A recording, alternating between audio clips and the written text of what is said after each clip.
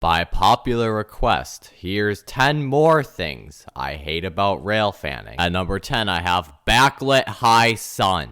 Alright, backlight isn't always bad. Like, late evening, it can look really cool. But when it's high sun hours, there's nothing good about it at all. Look at this example from a few days ago. You can't even hardly tell what it is. Number 9. The blue hour. Bro, few things are more irritating than when you're notified of a train and you figure it'll arrive a little before dark, then all of a sudden, the sun starts getting lower and lower, still no sign of the train, and then later it ends up looking like this. Or when there's something really early in the morning and the sun just isn't quite up yet, so it ends up with that blue look. It's really grainy too, especially with the cheap camcorder I usually use. It does not look very good. Oh, here's one you can probably all relate to in some way or another. Number 8, angry railroad workers. So here's a funny story for you.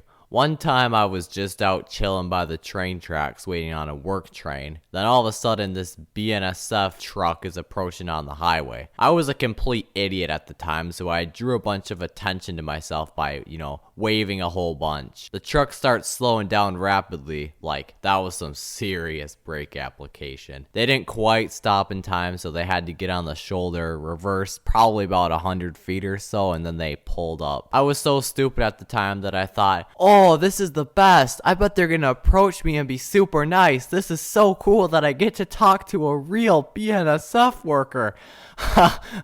No. So the truck finally pulls up, the guy rolls down the window and says the usual thing that railroaders say to foamers. Pack it and leave. I stood there just dumbfounded. What? I thought railroad workers were rail fans too. Yeah, I was just gonna take some pictures. Oh yeah, I know what you're doing. We've seen your type. This is railroad property, so you better get out of here, kid. Yeah, this was actually the road, but hey, I probably didn't know at that time, so I just obeyed. Which, in all fairness, is probably the right thing to do if you want to save yourself a massive headache, whether it's public or private property. Just comply, honestly. It's so much easier.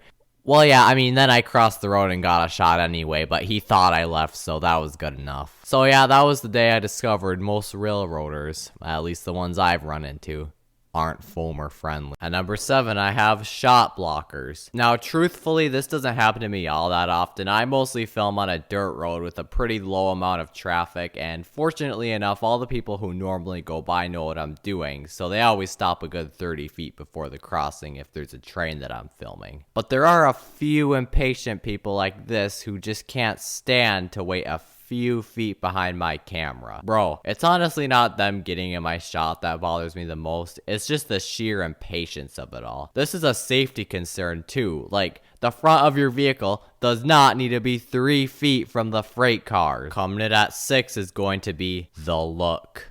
I'm not the sort of person to act entitled to a horn show or a wave or anything from the crew, and I don't get upset when they ignore me because it's up to them. I just don't really care. But what does bother me slightly is when they glare down at you like you're everything wrong with the world. I mean, maybe I am, who knows, but you don't gotta look at me like that, bro. I would almost say it's even worse when someone drives by and glares at you, because sometimes they stop and roll down their window, and they always be like, "Why are you filming traffic? That's a crime. I can call the cops on you." Like, use your head, bro. I got my camera pointed at the train tracks, not your mud-covered Ford F-150. And number 5 is maintenance of way. Bro, why does maintenance of way gotta be materializing on the tracks every time I get a heads up? Not to say maintenance of way shouldn't be doing their job. They definitely should. But man, I just wish they were better at clearing at least somewhat quickly when there's a train on the way. It's just maintenance of way somehow always manages to make what should have been a 10-minute wait into an eternity. I remember one time I spent an entire 3.5 hours on a beating 85-degree summer afternoon without water waiting for the stupid, Norfolk Southern CN lash up. I mean, it's not that stupid, but still. I thought it was the coolest thing ever at the time, but man, looking back, that's 3.5 hours of my life I'll never get back. And to make things worse, I got a heads up once it was on the move again, so I could have avoided the whole thing if I'd just given up. You know, I could have just gone back out there. Would have been fine. Number 4, I have the sun deciding to pop out at the worst times. We've all been here, you know, the sun is behind a cloud, so you now have the freedom of setting up on whichever side of the tracks you want to. Except then the clouds move away, and the shot looks like this. And there's no time to move. Number 3, BNSF 25th anniversary units. I really don't like these. Not only do they look bad, but they also serve as BNSF's heritage units. At least for now, and probably forever. I think what I hate about them most is that they would potentially prevent BNSF from ever making real heritage units. Just imagine how cool it would be if they did even just the iconic Burlington Northern and the War Bonnet. Or taking it a step further, maybe even do the Blue Bonnet, or even further, maybe the Great Northern and Northern Pacific. That's wishful thinking though, and knowing BNSF, I bet they'd do it on GEVOs. I really wouldn't be that impressed if they came out with a GEVO heritage unit, but if they did, at least there'd finally be a real life BN GEVO.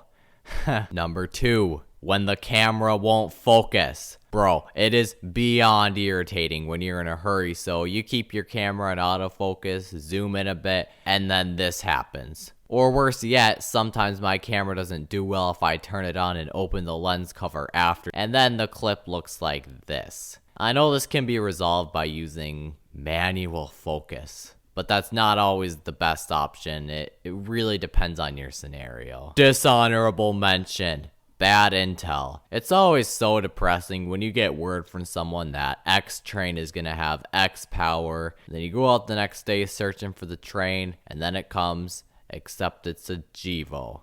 At least I got the train, but man, it would have made my day if it had the full more power as advertised. And at number 1, PSR, or Precision Scheduled Railroading. PSR is literally the worst thing ever to happen to the railroads. Less trains, which isn't good, and instead you get these giant monster trains that only run once a day that only GEVOs can lead because an EMD set just doesn't have the horsepower. I forgot to mention in the last video that one of the reasons I hate long trains is for that very reason. PSR just needs to be abolished.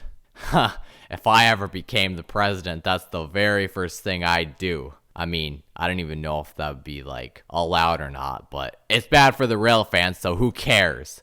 Anyway, jokes aside, PSR is terrible and it needs to go away ASAP. You know, it causes more derailments. I could go on and on, but you all probably already know, so I'm gonna just leave it at that. So that's gonna wrap it up for part 2. I don't think I'll come out with a part 3 anytime soon, but you know, get this video a lot of likes like the last one and maybe I'll consider it. Let me know down in the comments which of these you relate to, what you hate about rail fanning, and what topic you would like to see discussed in a future video. I'm also hoping to get to 5,000 subscribers by the end of 2023, so if you could please hit that subscribe button, I'd be very grateful. Thanks for watching.